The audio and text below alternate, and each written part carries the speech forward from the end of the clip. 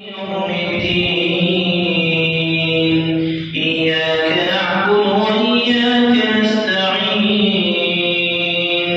اهدنا الصراط المستقيم صراط الذين أنعمت عليهم غير المغضوب عليهم ولا الضالين.